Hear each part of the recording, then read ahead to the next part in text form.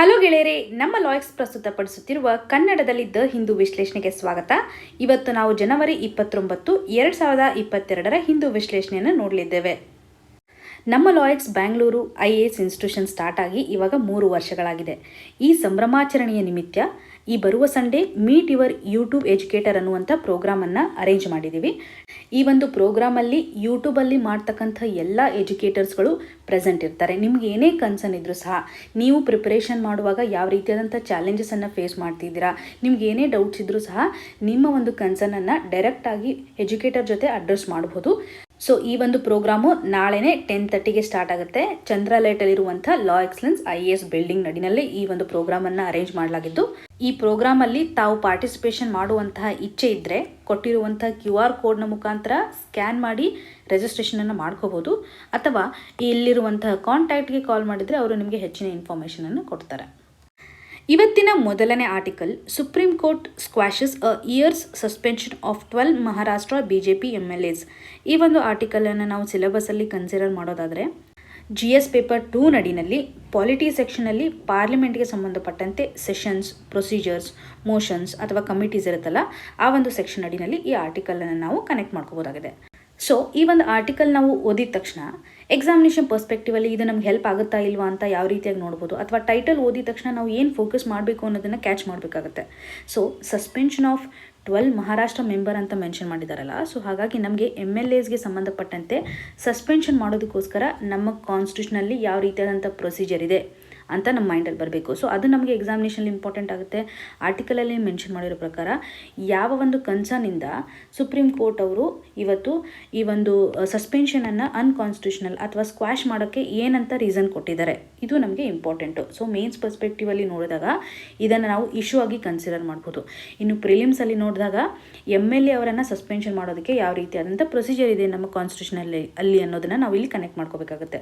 So ಇವಾಗ ನಮಗೆ clear ಆಯ್ತಲ್ಲ ಈ ಒಂದು ಆರ್ಟಿಕಲಲ್ಲಿ ನಾವು ಏನು ಫೋಕಸ್ ಮಾಡಬೇಕು ಅನ್ನುವಂಥದ್ದು. ಸೊ ಏನೇನು ಪಾಯಿಂಟ್ಸ್ ಇದ್ದಾವೆ, ಎಡಿಷ್ನಲ್ ಪಾಯಿಂಟ್ಸ್ ನಮ್ಗೆ ಬೇಕಾದರೆ ಬ್ಯಾಕ್ಗ್ರೌಂಡಲ್ಲಿ ನಾವು ಕವರ್ ಮಾಡೋಣ.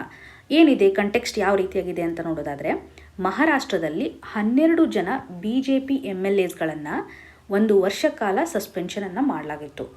ಸೊ ಈ ಒಂದು ಸಸ್ಪೆನ್ಷನ್ನು ಇವಾಗ ಅನ್ಕಾನ್ಸ್ಟಿಟ್ಯೂಷನಲ್ ಅಂತ ಸುಪ್ರೀಂ ಕೋರ್ಟ್ ಅವರು ಆ ಒಂದು ಡಿಸಿಷನನ್ನು ಇವತ್ತು ತೆಗೆದು ಹಾಕಿದ್ದಾರೆ ಅಥವಾ ಸ್ಕ್ವಾಶ್ ಮಾಡಿದ್ದಾರೆ ಅನ್ನುವಂಥದ್ದನ್ನು ಈ ಒಂದು ಆರ್ಟಿಕಲ್ ನಮಗೆ ಹೇಳ್ತಾ ಇದೆ. ಸೊ ಇವಾಗ ನಾವು 2 ಕಾನ್ಸೆಪ್ಟ್ ಬಗ್ಗೆ ಕ್ಲಾರಿಟಿಯನ್ನು ಹೊಂದಬೇಕಾಗತ್ತೆ. ಒಂದು, ಸಸ್ಪೆನ್ಷನ್ನ ಲೀಗಲ್ ಸ್ಟೇಟಸ್ ಯಾವ ರೀತಿಯಾಗಿದೆ, ಮತ್ತು ಸುಪ್ರೀಂ ಕೋರ್ಟ್ ಈ ಒಂದು ಇಶ್ಯೂಗೆ ಸಂಬಂಧಪಟ್ಟಂಥ ಯಾವ ರೀತಿಯಾದಂಥ ಜಡ್ಜ್ಮೆಂಟನ್ನು ಕೊಡ್ತಾ ಇದೆ, ಅದರ ಒಂದು ಅಬ್ಸರ್ವೇಷನ್ ಇರ್ಬೋದು ಅಥವಾ ಫೈಂಡಿಂಗ್ಸ್ ಯಾವ ರೀತಿಯಾಗಿ ಇದೆ ಅನ್ನೋದ್ರ ಬಗ್ಗೆ ನಾವು ಮೇನ್ಸ್ ಪರ್ಸ್ಪೆಕ್ಟಿವಲ್ಲಿ ನೋಡಬೇಕಾಗುತ್ತೆ. ಸೊ ಇವಾಗ ನಾವು ಫಸ್ಟ್ ಇಶ್ಯೂವನ್ನು ಅರ್ಥ ಮಾಡ್ಕೋಬೇಕು. ಏನಿದೆ ಕನ್ಸರ್ನು, ಯಾರು ಕೋರ್ಟಿಗೆ ಹೋಗಿರ್ತಾರೆ ಅನ್ನೋದು ನಮಗೆ ಗೊತ್ತಿರಬೇಕಲ್ಲ. ಕೋರ್ಟ್ ಏನೋ ಇವಾಗ ಸ್ಕ್ವಾಶ್ ಮಾಡಿದೆ ಅಂತ ನಾವು ಆರ್ಟಿಕಲಲ್ಲಿ ನೋಡಿದ್ವಿ. ಇದರ ಬ್ಯಾಕ್ಗ್ರೌಂಡ್ ಇನ್ಫಾರ್ಮೇಷನ್ ಯಾವ ರೀತಿಯಾಗಿದೆ, ಇಶ್ಯೂ ಏನಿದೆ ಅಂತಂದರೆ, ಮಹಾರಾಷ್ಟ್ರದ ವಿಧಾನಸಭೆಯಲ್ಲಿ 12 ಜನ MLAsಗಳನ್ನು ಸಸ್ಪೆಂಡ್ ಮಾಡಿದ್ದಾರೆ. ಈ MLAsಗಳು ಒಂದು ಪಿಟಿಷನನ್ನು ಅಪ್ಲೈ ಮಾಡಿದ್ದಾರೆ. ಈ ಪಿಟಿಷನಲ್ಲಿ ಯಾವ ರೀತಿಯಾದಂಥ ಸ್ಟೇಟ್ಮೆಂಟ್ ಇದೆ ಅಂತಂದರೆ, ಈ MLAsಗಳ ಸಸ್ಪೆನ್ಷನ್ನು ಗ್ರಾಸ್ಲಿ ಆರ್ಬಿಟ್ರರಿ ಆ್ಯಂಡ್ ಡಿಸ್ಪ್ರಪೋರ್ಷನೇಟ್ ಅನ್ನುವಂತೆ ಅವರು ಕೋರ್ಟ್ಗೆ ಹೋಗಿದ್ದಾರೆ. ಸೊ ಏನಂತಂದರೆ, ಸಸ್ಪೆನ್ಷನ್ ಏನಾಗಿದೆಯಲ್ಲ ಇದು ಅನ್ಎಕ್ಸೆಪ್ಟೇಬಲ್ ಮ್ಯಾನರ್ ಇದೆ, ಹಾಗೂ ಕೊಟ್ಟಿರುವಂತಹ ಒಂದು ಸಸ್ಪೆನ್ಷನ್ ಸ್ಟೇಟ್ಮೆಂಟು ತುಂಬ ರ್ಯಾಂಡಮ್ ಆಗಿ ತೊಗೊಂಡಿರುವಂಥ ಒಂದು ಡಿಸಿಷನು. ಸೊ ಇದು ಆರ್ಬಿಟ್ರರಿ ಆಗಿದೆ. ಸೊ ಹಾಗಾಗಿ ಅವರು ಕೋರ್ಟ್ಗೆ ಅಪ್ರೂವ್ ಮಾಡುವಾಗ ಅಥವಾ ಚಾಲೆಂಜಸ್ ಮಾಡುವಾಗ ಹೇಳುವಂಥದ್ದು, ಇದು ನ್ಯಾಚುರಲ್ ಜಸ್ಟಿಸ್ನ ಒಂದು ಪ್ರಿನ್ಸಿಪಲನ್ನು ಡಿನೈ ಮಾಡುತ್ತೆ ಅನ್ನುವಂಥದ್ದು, ಹಾಗೂ ವಿಧಾನಸಭೆಯಲ್ಲಿರುವಂತಹ ಪ್ರೊಸೀಜರನ್ನು ಇವತ್ತು ವಯೋಲೇಷನ್ ಮಾಡ್ತಾ ಇದೆ. ಈ ಒಂದು ರೀಸನ್ ಇಟ್ಕೊಂಡು ಅವರು ಪಿಟಿಷನನ್ನು ಫೈಲ್ ಮಾಡಿದ್ದಾರೆ. ಇವಾಗ ಸುಪ್ರೀಂ ಕೋರ್ಟ್ ಅವರ ಒಂದು ಅಬ್ಸರ್ವೇಷನ್ ಪ್ರಕಾರ ಅವ್ರು ಏನು ಹೇಳ್ತಾ ಇದ್ದಾರೆ ಅಂತಂದರೆ, ಸಸ್ಪೆನ್ಷನ್ ಅನ್ನುವಂಥ ಒಂದು ಡಿಸಿಷನ್ ಏನಿದೆಯಲ್ಲ ಅದು ಅನ್ಕಾನ್ಸ್ಟಿಟ್ಯೂಷನಲ್ ಆಗಿದೆ, ಇಲ್ಲೀಗಲ್ ಆಗಿದೆ ಮತ್ತು ಇರ್ರ್ಯಾಷನಲ್ ಅನ್ನುವಂಥದ್ದನ್ನು ಅಪೆಕ್ಸ್ ಕೋರ್ಟ್ನವರು ಅಬ್ಸರ್ವ್ ಮಾಡಿ ಹೇಳಿದ್ದಾರೆ. ಸೊ ಇವಾಗ ಯಾವ ಆಧಾರದ ಮೇಲೆ ಇದು ಅನ್ಕಾನ್ಸ್ಟಿಟ್ಯೂಷನಲ್ ಅಂತ ಹೇಳ್ತಾ ಇದ್ದೀವಿ, ಸೊ ಯಾವ ರೀತಿಯಾದಂಥ ಪ್ರೊಸೀಜರ್ ಇದೆ ಸಸ್ಪೆನ್ಷನ್ಗೆ ಸಂಬಂಧಪಟ್ಟಂತೆ ಅಂತಂದರೆ, ಇವಾಗ ಆರ್ಬಿಟ್ರರಿ ಆ್ಯಕ್ಷನ್ ನಡಿನಲ್ಲಿ ವಿಧಾನಸಭೆಯಲ್ಲಿರುವಂಥ ಪ್ರೊಸೀಜರ್ ರೂಲ್ 53 ನಡಿನಲ್ಲಿ ಯಾವುದೇ ಒಬ್ಬ ಯಾವುದೇ ಒಬ್ಬ MLAಯನ್ನು ಇವತ್ತು ಸಸ್ಪೆನ್ಷನ್ ಮಾಡ್ತಾ ಇದ್ದಾರೆ ಅಂತಂದರೆ, ಆ ಒಂದು ಸಸ್ಪೆನ್ಷನ್ನು ಶಾರ್ಟ್ ಟರ್ಮಲ್ಲಿ ಇರಬೇಕು ಅಥವಾ ಟೆಂಪ್ರರಿ ಬೇಸ್ ಮೇಲೆ ಇರಬೇಕು. ಪರ್ಟಿಕ್ಯುಲರ್ಲಿ ವಿಧಾನಸಭೆಯಲ್ಲಿ ಪ್ರಾಪರ್ ಆಗಿರುವಂಥ ಒಂದು ಆರ್ಡರನ್ನು ತರೋದಕ್ಕೋಸ್ಕರ ಡಿಸಿಪ್ಲಿನರಿ ಮೇಜರ್ ಆಗಿ ಸಸ್ಪೆನ್ಷನನ್ನು ಕನ್ಸಿಡರ್ ಮಾಡ್ತಾರೆ, ಅದು ಟೆಂಪ್ರರಿ ಬೇಸ್ ಮೇಲೆ. ಆದರೆ ಈ ಒಂದು ಸಸ್ಪೆನ್ಷನ್ನು 1 ವರ್ಷಗಳ ಕಾಲ ಮಾಡಿದ್ದಾರೆ ಅನ್ನುವಂಥದ್ದನ್ನು ನೋಡಿದ್ದೀವಿ. ಸೊ ಇದು ರೂಲ್ 53 ವಯೋಲೇಟ್ ಮಾಡ್ತಾ ಇದೆ. ಈ ಒಂದು ಪ್ರೊಸೀಜರ್ ನಡಿನಲ್ಲಿ ಸ್ಪೆಸಿಫಿಕ್ಕಾಗಿ ಹೇಳೋದಾದರೆ, ಇವಾಗ ಯಾವುದೇ ಒಂದು ಸೆಷನ್ ನಡೀತಾ ಇದೆ ಅಂತಂದಾಗ ಆ ಒಂದು ಡೇನಲ್ಲಿ ಕಂಪ್ಲೀಟ್ ಆಗ್ತಿರುತ್ತಲ್ಲ, ಒಂದು ಹಾಫ್ ಡೇನಲ್ಲಿ ಅವರಿಗೆ ಒಂದು ಸಸ್ಪೆನ್ಷನನ್ನು ಕೊಡ್ಬೋದು. ಅದು ಆ್ಯಸ್ ಅ ರಿಮೈಂಡರ್. ಕಂಟಿನ್ಯೂಸ್ ಆಗಿ MLAಯಿಂದ ಏನಾದರೂ ಡಿಸಾರ್ಡರ್ ಆಗ್ತಾ ಇದ್ದರೆ ಅಥವಾ ಮಿಸ್ಕಂಡಕ್ಟ್ ಆಗ್ತಾ ಇದೆ ಅಂತಂದರೆ ಒಂದು ಕಂಪ್ಲೀಟ್ ಸೆಷನ್ ಏನಿರುತ್ತಲ್ಲ, ಮಾನ್ಸೂನ್ ಸೆಷನ್, ವಿಂಟರ್ ಸೆಷನ್, ಈ ರೀತಿಯಾಗಿ ಸೆಷನ್ ವೈಸ್ ಅವ್ರನ್ನ ಕಂಪ್ಲೀಟಾಗಿ ಸಸ್ಪೆಂಡ್ ಮಾಡುವಂಥದ್ದನ್ನು ರೂಲ್ 53ನಲ್ಲಿ ನೋಡ್ಬೋದು. ಹಾಗಾಗಿ ಈ ಒಂದು ಸಸ್ಪೆನ್ಷನ್ನು ರೂಲ್ 53 ವೈಲೇಟ್ ಮಾಡ್ತಾ ಇದೆ ಅನ್ನುವಂಥದ್ದನ್ನು ಜಸ್ಟಿಫೈ ಮಾಡ್ಬೋದು. ಇದೊಂದು ಆರ್ಬಿಟ್ರರಿ ಆ್ಯಕ್ಷನ್ ಅಂತಂದರೆ ಯಾವುದೇ ರೀತಿಯಾದಂಥ ರೀಸನ್ ಇಲ್ಲದೆ ಅಥವಾ ರ್ಯಾಂಡಮ್ ಡಿಸಿಷನನ್ನು ತಗೊಂಡಿದ್ದಾರೆ ಅನ್ನುವಂಥದ್ದನ್ನು ಕನೆಕ್ಟ್ ಮಾಡ್ಕೋಬೋದಾಗಿದೆ. ಹಾಗೂ ಯಾವುದೇ MLA ಇವತ್ತು ವಿಧಾನಸಭೆಯಲ್ಲಿ ಸಸ್ಪೆನ್ಷನ್ ಮಾಡ್ತಾ ಇದ್ದಾರೆ ಅಂತಂದರೆ ಅವರ ಒಂದು ಆ್ಯಕ್ಷನ್ನು ಡಿಸಾರ್ಡರ್ಲಿ ಬಿಹೇವಿಯರ್ ಇರಬೇಕು, ಅನ್ಎಕ್ಸೆಪ್ಟಬಲ್ ಮ್ಯಾನರ್ ಇರ್ಬೋದು, ಅಥವಾ ಕಂಪ್ಲೀಟಾಗಿ ವಿಧಾನಸಭೆಯ ಒಂದು ಆರ್ಡರನ್ನು ಡಿಸ್ಟರ್ಬೆನ್ಸ್ ಮಾಡ್ತಾ ಇದ್ದಾಗ ಮಾತ್ರ ನಾವು ಅವರನ್ನು ಸಸ್ಪೆನ್ಷನ್ ಮಾಡಬೇಕಾಗುತ್ತೆ. ಹಾಗಾಗಿ ಸಸ್ಪೆನ್ಷನ್ ಅನ್ನುವಂಥದ್ದನ್ನು ಪನಿಷ್ಮೆಂಟಾಗಿ ಕನ್ಸಿಡರ್ ಮಾಡದೆ ಇವತ್ತು ವಿಧಾನಸಭೆಯಲ್ಲಾಗುವಂತಹ ಬಿಸ್ನೆಸ್ಸನ್ನು ಪ್ರಾಪರಾಗಿ ನಡೆಯುವಂತೆ ನೋಡೋದಕ್ಕೋಸ್ಕರ ಸ್ಮೂತಾಗಿ ಫಂಕ್ಷನಿಂಗ್ ಆಗಬೇಕು, ಯಾವುದೇ ರೀತಿಯಾದಂಥ ಡಿಸ್ರಪ್ಷನ್ ಇಲ್ಲದೆ ವಿಧಾನಸಭೆಯಲ್ಲಿ ಪ್ರೊಸೀಜರ್ ನಡೀತಾ ಇರಬೇಕು ಅನ್ನುವಂಥದ್ದನ್ನು. ಈ ನಿಟ್ಟಿನಲ್ಲಿ ನಾವು ಕೇವಲ ಸಸ್ಪೆನ್ಷನನ್ನು ಒಂದು ಯಾರ್ಡ್ ಸ್ಟಿಕ್ಕಾಗಿ ಯೂಸ್ ಮಾಡಬೇಕು, ಪನಿಷ್ಮೆಂಟ್ ಅಲ್ಲ ಅನ್ನುವಂಥದ್ದನ್ನು ಹೇಳ್ಬೋದು. ಡೆಫಿನೇಷನ್ನೇ ನಮಗೆ ಕ್ಲಿಯರಾಗಿ ಹೇಳ್ತಾ ಇದೆ, ಡಿಸಾರ್ಡರ್ಲಿ ಬಿಹೇವಿಯರ್ ಇದ್ದಾಗ ಮಾತ್ರ ನಾವು ಸಸ್ಪೆಂಡ್ ಮಾಡಬೇಕು ಅನ್ನುವಂಥದ್ದನ್ನು. ಇನ್ನು ಈ ಒಂದು ಸಸ್ಪೆನ್ಷನ್ ಪ್ರೊಸೀಜರ್ ನಡಿನಲ್ಲಿ MLAಸ್ಗಳ ಒಂದು ಫಂಡಾಮೆಂಟಲ್ ರೈಟ್ಸನ್ನು ಇದು ವಯೋಲೇಟ್ ಮಾಡ್ತಾ ಇದೆ. ಇದು ಹೇಗೆ ಕನೆಕ್ಟ್ ಮಾಡ್ಕೋಬೇಕು ಅಂತಂದರೆ, ಸಸ್ಪೆಂಡ್ ಆಗಿರುವಂಥ MLAಸ್ಗಳು ಯಾಕೆ ಸಸ್ಪೆಂಡ್ ಆಗಿದೆ ಅನ್ನುವಂಥ ಕೇಸನ್ನು ಮಾಡುವಂತಿಲ್ಲ, ಅಥವಾ ವಾಪಸ್ ಅವರು ಅದೇ ಸೆಷನಲ್ಲಿ ಬಂದುಬಿಟ್ಟು ನಮಗೆ ಯಾಕೆ ಇವತ್ತು ಸಸ್ಪೆನ್ಷನ್ ಮಾಡಿದ್ದಾರೆ ಅಂತ ಕೇಳುವಂಥ ರೈಟ್ ಇಲ್ಲ. ಇದನ್ನು ನಾವು ಫಂಡಾಮೆಂಟಲ್ ರೈಟ್ಸ್ ನಡಿನಲ್ಲಿ ಆರ್ಟಿಕಲ್ 40 ನಡಿನಲ್ಲಿ, ಅದರಲ್ಲೂ ಈಕ್ವಾಲಿಟಿ ಬಿಫೋರ್ ಲಾನಲ್ಲಿ ನಾವು ನೋಡಿದಾಗ ಇವರ ಒಂದು ರೈಟ್ ವಯೋಲೇಷನ್ ಆಗ್ತಿದೆ ಅಂತ ಅನ್ನುವಂಥದ್ದನ್ನು ಹೇಳ್ಬೋದು. ಜೊತೆಗೆ ಇವಾಗ ವಿಧಾನಸಭೆಯಲ್ಲಿ ಯಾವುದೇ ಒಂದು ಪ್ರೊಸೀಡಿಂಗ್ಸ್ ನಡೀತಾ ಇದೆ ಅಂತಂದರೆ ಲಾರ್ಜ್ ಕ್ರೌಡ್ ಇರುತ್ತೆ. ಆ ಒಂದು ಸಂದರ್ಭದಲ್ಲಿ ಯಾರಿಗೆ ಸಸ್ಪೆನ್ಷನ್ ಮಾಡಿರ್ತಾರಲ್ಲ ಅವರು ಮಾಡಿರುವಂಥ ಒಂದು ಆ್ಯಕ್ಷನನ್ನು ಅಥವಾ ಆ ಒಂದು ದಿನದ ವಿಡಿಯೋ ಕ್ಲಿಪ್ಪಿಂಗನ್ನು ಸಹ ಅವ್ರಿಗೆ ಸಬ್ಮಿಷನ್ ಮಾಡುವಂತಿಲ್ಲ. ಅವ್ರಿಗೆ ಯಾವುದೇ ರೀತಿಯಾದಂಥ ಆ್ಯಕ್ಸಸ್ ಇರಲ್ಲ. ಅವ್ರಿಗೂ ಗೊತ್ತಿರಲ್ಲ ಯಾಕೆ ಅವ್ರು ಸಸ್ಪೆಂಡ್ ಆಗಿದ್ದಾರೆ ಅನ್ನುವಂಥದ್ದನ್ನು ಪ್ರಾಪರಾಗಿ ಅವರು ಅರ್ಥ ಮಾಡ್ಕೊಳಕ್ಕಾಗಲ್ಲ. ಹಾಗಾಗಿ ಸಸ್ಪೆಂಡ್ ಆಗಿರುವಂಥ MLAಸ್ಗಳ ಫಂಡಾಮೆಂಟಲ್ ರೈಟ್ಸ್ ವಯೋಲೇಷನ್ ಆಗಿದೆ ಅನ್ನುವಂಥದ್ದನ್ನು ಹೇಳ್ಬೋದು. ಇನ್ನು MLAಸ್ಗಳು ಇವತ್ತು ಒಂದು ಕ್ಷೇತ್ರದಿಂದ ಆಯ್ಕೆ ಆಗಿರ್ತಾರೆ, ಅಂದರೆ ಜನರು ಇವತ್ತು ಅವರನ್ನು ಆಯ್ಕೆ ಮಾಡಿ ಕಳಿಸಿರ್ತಾರೆ. ಜನರ ಒಂದು ರಿಪ್ರೆಸೆಂಟೇಟಿವ್ಸ್ ಅವರು. ಅವರ ಒಂದು ಸಸ್ಪೆನ್ಷನ್ ಇರ್ಬೋದು, ಅಥವಾ ಡಿಸ್ಕ್ವಾಲಿಫಿಕೇಷನ್ ಇರ್ಬೋದು, ಅಥವಾ ರೆಸಿಗ್ನೇಷನ್ ಇರ್ಬೋದು, ಇವತ್ತು ಒಂದು ಕಾನ್ಸ್ಟಿಟ್ಯೂಯೆನ್ಸಿಯ ರೈಟ್ಸನ್ನು ವಯೋಲೇಷನ್ ಮಾಡುವಂತೆ. ಹಾಗಾಗಿ ಇಲ್ಲಿನೂ ನಾವು ಕನ್ಸರ್ನನ್ನು ಅಡ್ರೆಸ್ ಮಾಡೋದಾದರೆ, ಡೆಮೊಕ್ರಾಟಿಕ್ ಸೆಟಪ್ಪನ್ನು ಇವತ್ತು ಇದು ವಯೋಲೇಷನ್ ಮಾಡ್ತಾ ಇದೆ. ಕಾನ್ಸ್ಟಿಟ್ಯೂಷನಲ್ ಇಥೋಸ್ಗೆ ಇದು ಅಗೇನೆಸ್ಟ್ ಆಗಿದೆ. ಡೆಮೊಕ್ರಾಟಿಕ್ ಸೆಟಪ್ ನಡಿನಲ್ಲಿ ಜನರು ಆಯ್ಕೆ ಮಾಡಿ ಕಳಿಸಿರುವಂಥ ಈ ಒಂದು ರಿಪ್ರೆಸೆಂಟೇಟಿವ್ಸ್ಗೆ ಇವತ್ತು ಯಾವುದೇ ರೀತಿಯಾದಂಥ ರೀಸನ್ ಇಲ್ಲದೆ ಸಸ್ಪೆನ್ಷನ್ ಮಾಡುವಂಥದ್ದು ಇದೊಂದು ಕಾನ್ಸ್ಟಿಟ್ಯೂಷನಲ್ ಇಥೋಸ್ಗೆ ವಿರುದ್ಧವಾಗಿದೆ ಅನ್ನೋದನ್ನು ನಾವು ಇಲ್ಲಿ ಕನೆಕ್ಟ್ ಮಾಡ್ಕೋಬೋದು. ಕೋರ್ಟ್ ಇವಾಗ ಯಾವ ರೀತಿಯಾದಂಥ ಜಜ್ಮೆಂಟನ್ನು ಕೊಟ್ಟಿದೆ ಅಂತ ನೋಡಿದ್ವಿ, ಅನ್ಕಾನ್ಸ್ಟಿಟ್ಯೂಷನಲ್, ಇಲ್ಲೀಗಲ್, ಇರ್ರ್ಯಾಷನಲ್ ಅಂತ. ಅವರು ಈ ಒಂದು ಜಡ್ಜ್ಮೆಂಟನ್ನು ಕೊಡೋದಕ್ಕೋಸ್ಕರ ಲೀಗಲ್ ಬೇಸಿಸನ್ನು ಯಾವ ರೀತಿಯಾಗಿ ಕನ್ಸಿಡರ್ ಮಾಡಿದ್ದಾರೆ ಅನ್ನುವಂಥದ್ದು ನಮಗೆ ತುಂಬ ಇಂಪಾರ್ಟೆಂಟಾಗಿ ಹೆಲ್ಪ್ ಆಗುತ್ತೆ. ಕೋರ್ಟು ಯಾವ ರೀತಿಯಾಗಿ ಲೀಗಲ್ ಸಪೋರ್ಟ್ ತೊಗೊಂಡಿದೆ ಅಂತಂದರೆ ಆರ್ಟಿಕಲ್ 190 ಸಬ್ ಕ್ಲಾಸ್ 4. ಈ ಒಂದು ಆರ್ಟಿಕಲ್ ನಡಿನಲ್ಲಿ ನಾವು ಏನು ನೋಡ್ತಾ ಇದ್ದೀವಿ, ಇವತ್ತು ವಿಧಾನಸಭೆಯಲ್ಲಿ MLAಸ್ಗಳು ಕಂಪ್ಲೀಟಾಗಿ 60 ದಿನಗಳ ಕಾಲ ನಡೀತಿರುವಂಥ ಮೀಟಿಂಗಲ್ಲಿ ಅಟೆಂಡ್ ಆಗದೆ ಇರುವಂಥದ್ದು. ಯಾವುದೇ ಪರ್ಮಿಷನ್ ಇಲ್ಲದೆ, ವಿತೌಟ್ ಪರ್ಮಿಷನ್ನು ಅವರು ಕಂಪ್ಲೀಟಾಗಿ ಹೌಸಲ್ಲಿ ಆಬ್ಸೆಂಟ್ ಇದ್ದಾರೆ. ಯಾವುದೇ ಮೀಟಿಂಗನ್ನು ಅಟೆಂಡ್ ಆಗ್ತಾ ಇಲ್ಲ. ಆ ಒಂದು ಸಿಚುವೇಷನಲ್ಲಿ ಅವರ ಸೀಟನ್ನು ವೆಕೆಂಟ್ ಅಂತ ಕನ್ಸಿಡರ್ ಮಾಡುವಂಥದ್ದು ಒಂದು ಆರ್ಟಿಕಲನ್ನು ಸಪೋರ್ಟಾಗಿ ತೊಗೊಂಡಿದ್ದಾರೆ. ಇನ್ನೊಂದು ರಿಪ್ರೆಸೆಂಟೇಷನ್ ಆಫ್ ಪೀಪಲ್ ಆ್ಯಕ್ಟ್ 1951 ನಡಿನಲ್ಲಿ ಸೆಕ್ಷನ್ 151 ಸಬ್ ಕ್ಲಾಸ್ ಏನು ಹೇಳುತ್ತೆ ನಮಗಿದಂತಂದರೆ, ಏನು ವೆಕೆಂಟ್ ಇರುತ್ತಲ್ಲ ಸೀಟ್ಸ್ಗಳು, ವೆಕೆಂಟ್ ಆಗಿರುವಂಥ ಸೀಟ್ಸ್ಗಳಿಗೆ, ಯಾವುದೇ ಸಿಚುವೇಷನಿಂದ ವೆಕೆಂಟ್ ಆಗಿರ್ಬೋದು, ಆ ವೆಕೆಂಟ್ ಸೀಟ್ಸ್ಗಳಿಗೆ 6 ಮಂತ್ ಒಳಗಾಗಿ ನಾವು ಬೈ ಎಲೆಕ್ಷನನ್ನು ಕಂಡಕ್ಟ್ ಮಾಡಬೇಕು ಅನ್ನುವಂಥದ್ದನ್ನು. ಈ ಒಂದು ಸೆಕ್ಷನ್ ಅಡಿನಲ್ಲಿ 6 ತಿಂಗಳ ಒಳಗಾಗಿ ನಾವು ವೆಕೆಂಟ್ ಸೀಟ್ಗಳನ್ನು ಫಿಲ್ ಮಾಡಬೇಕು ಅಂತ ಹೇಳ್ತಾ ಇದೆ. ಇವಾಗ ನಾವು ಸಸ್ಪೆನ್ಷನ್ ಏನು ಮಾಡಿದ್ದೀವಲ್ಲ, ಆ ಒಂದು ಕಾನ್ಸ್ಟಿಟ್ಯೂಯೆನ್ಸೀಸ್ ಅಥವಾ ಆ ಒಂದು ಕ್ಷೇತ್ರಕ್ಕೆ ಸಂಬಂಧಪಟ್ಟಂಥ ಕಂಪ್ಲೀಟ್ ಆಗಿರುವಂಥ ವೆಕೆನ್ಸಿ ಆಗಿರುವಂಥ ಸೀಟನ್ನು ನೋಡ್ತಾ ಇದ್ದೀವಿ. ಸಸ್ಪೆನ್ಷನ್ ಅನ್ನೋದು ನಥಿಂಗ್ ಬಟ್ ಇವಾಗ ವೆಕೆಂಟ್ ಆಗಿರುವಂಥ ಸೀಟ್ ಥರನೇ ಅದು. 6 ಮಂತ್ ಒಳಗಾಗಿ ನಾವು ಫಿಲ್ ಮಾಡಬೇಕು ಅನ್ನುವಂಥ ಒಂದು ಲೀಗಲ್ ಬೇಸಿಸ್ ಇದೆ. 1 ವರ್ಷ ಅವರಿಗೆ ಸಸ್ಪೆನ್ಷನ್ ಮಾಡೋದು ಸಹ ಸಂವಿಧಾನಾತ್ಮಕವಾಗಿದ್ದು ಸರಿ ಇಲ್ಲ ಅನ್ನುವಂಥದ್ದನ್ನು ಇವತ್ತು ಸುಪ್ರೀಂ ಕೋರ್ಟ್ ಅವರು ನೀಡಿದ್ದಾರೆ. ಇಲ್ಲಿ ನೀವು ಈಸಿಯಾಗಿ ಕ್ವಶನ್ ಮಾಡ್ಬೋದು, ಇಷ್ಟೆಲ್ಲ ಸುಪ್ರೀಂ ಕೋರ್ಟ್ ಅವರು ಹೇಳ್ತಾ ಇದ್ದಾರೆ, ಇವಾಗ ಅಸೆಂಬ್ಲಿ ಏನು ಹೇಳ್ತಾ ಇದೆ, ಅಸೆಂಬ್ಲಿ ಒಂದು ರೆಸ್ಪಾನ್ಸ್ ಯಾವ ರೀತಿಯಾಗಿದೆ ಅಂತಂದಾಗ, ಜುಡಿಷಿಯಲ್ ಅವರು ಯಾವಾಗ ಎನ್ಕ್ವೈರಿ ಸ್ಟಾರ್ಟ್ ಮಾಡಿದ್ರಲ್ಲ, ಆವಾಗಲೇ ವಿಧಾನಸಭೆಯಲ್ಲೂ ಸಹ ಒಂದು ಪ್ರತ್ಯುತ್ತರವನ್ನು ಅಥವಾ ಒಂದು ತಮ್ಮ ರೆಸ್ಪಾನ್ಸನ್ನು ಯಾವ ರೀತಿಯಾಗಿ ತೋರಿಸಿದ್ದಾರೆ ಅಂತಂದರೆ, ಆರ್ಟಿಕಲ್ 212 ಅಡಿನಲ್ಲಿ ಇವತ್ತು ವಿಧಾನಸಭೆಯಲ್ಲಿ ಆಗಿರುವಂಥ ಪ್ರೊಸೀಜರ್ಗೆ ಸಂಬಂಧಪಟ್ಟಂತೆ ಕೋರ್ಟಲ್ಲಿ ಯಾವುದೇ ರೀತಿಯಾದಂಥ ಜುರಿಸ್ಟಿಕ್ಷನ್ ಇಲ್ಲ.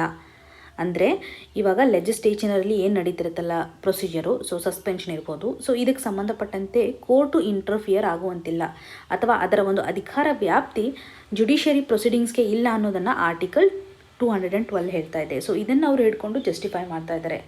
ಅಷ್ಟೇ ಅಲ್ಲದೆ ಆರ್ಟಿಕಲ್ 212 ಸಬ್ ಕ್ಲಾಸ್ 1 ನಡಿನಲ್ಲಿ ಲೆಜಿಸ್ಲೇಚರಲ್ಲಿ ನಡೀತಕ್ಕಂಥ ಒಂದು ಪ್ರೊಸೀಜರಲ್ಲಿ ಏನಾದರೂ ಇರ್ರೆಗ್ಯುಲಾರಿಟಿ ಆಗಿದೆ ಅನ್ನೋದನ್ನು ಯಾರು ಕ್ವಶನ್ ಮಾಡುವಂತಿಲ್ಲ ಅನ್ನೋದನ್ನು ಹೇಳ್ತಾ ಇದೆ. ಅಂದರೆ ಆರ್ಟಿಕಲ್ 212 ನಡಿನಲ್ಲಿ ಕಾನ್ಸ್ಟಿಟ್ಯೂಷನಲ್ ಪ್ರೊಸೀಡಿಂಗ್ಸ್ಗೆ ಸಂಬಂಧಪಟ್ಟಂಥ ಒಂದು ವ್ಯಾಲಿಡಿಟಿಯನ್ನು ಅಥವಾ ಈ ಒಂದು ಪ್ರೊಸೀಜರ್ ಎಷ್ಟು ಸ್ಟ್ರಾಂಗ್ ಆಗಿದೆ ಅನ್ನೋದ್ರ ಬಗ್ಗೆ ಹೇಳ್ತಾ ಇದೆ. ಹಾಗೂ ಆರ್ಟಿಕಲ್ 190 ಸಬ್ ಕ್ಲಾಸ್ 4 ನಡಿನಲ್ಲಿ 60 ದಿನ ಕಂಟಿನ್ಯೂಸ್ ಆಗಿ ಬರಲಿಲ್ಲ ಅಂತಂದರೆ MLAsಗಳನ್ನು ಸಸ್ಪೆಂಡ್ ಮಾಡ್ತಾರಲ್ಲ, ಇದು ಆಟೋಮೆಟಿಕ್ ಆಗಿರಲ್ಲ. ಹೌಸ್ ಡಿಕ್ಲೇರ್ ಮಾಡಿದಾಗ ಮಾತ್ರ ಇದು ವೆಕೆಂಟ್ ಅಂತ ಡಿಕ್ಲೇರ್ ಆಗುತ್ತೆ. ಅಂದರೆ ಯಾವುದೇ ಸೀಟು ವೆಕೆಂಟ್ ಅಂತ ಡಿಕ್ಲೇರ್ ಆಗಬೇಕಂತಂದರೆ ಇದು ಹೌಸ್ ಡಿಕ್ಲೇರ್ ಮಾಡುವಂಥದ್ದು. ಸೊ ನಾವೇನು ಹೇಳ್ಬೋದು, ಹೌಸ್ಗೆ ಯಾವುದೇ ರೀತಿಯಾದಂಥ ಆಬ್ಲಿಗೇಷನ್ ಇಲ್ಲ. ಅವರು MLAsನ್ನು ವೆಕೆಂಟ್ ಅಂತಲೂ ಕನ್ಸಿಡರ್ ಮಾಡ್ಬೋದು ಅಥವಾ ಅವ್ರನ್ನ ಕಂಟಿನ್ಯೂ ಮಾಡೋಕ್ಕೂ ಹೇಳ್ಬೋದು. ಸೊ ಇದು ಒಂದು ಹೌಸ್ನ ಡಿಸ್ಕ್ರಿಷನರಿ ಪವರ್ ಅಂತ ಹೇಳ್ಬೋದಾಗಿದೆ. ಸೊ ಒಟ್ಟಾರೆಯಾಗಿ ನಾವು ಸಮರೈಸ್ ಮಾಡೋದಾದರೆ ಈ ಒಂದು ಇಶ್ಯೂ ಏನಿದೆಯಲ್ಲ ಇದು ಕಾಂಟ್ರವರ್ಷಿಯಲ್ ಇದೆ. ಸೊ ಸುಪ್ರೀಂ ಕೋರ್ಟ್ ಇರ್ಬೋದು ಅಥವಾ ಅಸೆಂಬ್ಲಿ ಇರ್ಬೋದು ಯಾವ ರೀತಿಯಾಗಿ ಡಿಸಿಷನನ್ನು ತಗೋತಾ ಇದೆ ಅನ್ನುವಂಥದ್ದು. ಸೊ ಜನರಲ್ ಆಗಿ ಈ ಒಂದು ಇಶ್ಯೂಗೆ ಸಂಬಂಧಪಟ್ಟಂತೆ ಸೊಲ್ಯೂಷನ್ ಅಪ್ರೋಚ್ ಯಾವ ರೀತಿಯಾಗಿ ನಾವು ಕೊಡ್ಬೋದು ಅಂತಂದರೆ, ನಮ್ಮ ಒಂದು ನೇಷನನ್ನು ಕನ್ಸಿಡರ್ ಮಾಡಿದಾಗ ಇದು ವರ್ಲ್ಡಲ್ಲೇ ಒಂದು ಬಿಗ್ಗೆಸ್ಟ್ ಲೀಡರ್ ಆಗಬೇಕು ಅನ್ನುವಂಥ ಒಂದು ಆಸ್ಪಿರೇಷನನ್ನು ಹೊಂದಿದೆ. ಸೊ ಇಲ್ಲಿ ನಾವು ಸಿಟಿಜನ್ ಸೆಂಟ್ರಿಕ್ ಇರುವಂತೆ ಡಿಬೇಟನ್ನು ಮಾಡಬೇಕು. ಸೊ ಪಾರ್ಲಿಮೆಂಟ್ ಇರ್ಬೋದು ಅಥವಾ ಇವತ್ತು ವಿಧಾನಸಭೆ ಇರ್ಬೋದು, ಇಲ್ಲಿ ಕಂಪ್ಲೀಟಾಗಿ ನಮ್ಮ ಒಂದು ಸಿಟಿಜನ್ಗಳ ಬೆಳವಣಿಗೆ ಯಾವ ರೀತಿಯಾಗಿ ಇರಬೇಕು ಅನ್ನೋದ್ರ ಬಗ್ಗೆ ನಾವು ಡಿಸ್ಕಷನ್ ಮಾಡಬೇಕು. ಅದ್ರ ಬದಲಾಗಿ ಈ ಒಂದು ಪ್ರೊಸೀಡಿಂಗ್ಸ್ಗೆ ಸಂಬಂಧಪಟ್ಟಂತೆ ಈ ರೀತಿಯಾಗಿರುವಂಥ ಜಗಳಗಳ ಅವಶ್ಯಕತೆ ಇಲ್ಲ. ಸೊ ಬೇಸಿಕಲಿ ಇವತ್ತು ಪಾರ್ಲಿಮೆಂಟ್ ಇರ್ಬೋದು ಅಥವಾ ವಿಧಾನಸಭೆ ಇರ್ಬೋದು, ಪಾಲಿಸೀಸ್ಗಳನ್ನು ಡಿಸ್ಕಸ್ ಮಾಡೋದಕ್ಕೋಸ್ಕರ ಇರುವಂಥದ್ದು. ಸೊ ಇಲ್ಲಿ ಯಾವುದೇ ರೀತಿಯಾಗಿ ಅಗ್ರೆಸಿವ್ ಸಿಚುವೇಶನ್ ಕ್ರಿಯೇಟ್ ಆಗಲಿ ಅಥವಾ ಕಾಂಟ್ರವರ್ಷಿಯಲ್ ಡಿಬೇಟನ್ನು ಮಾಡುವಂತಿಲ್ಲ.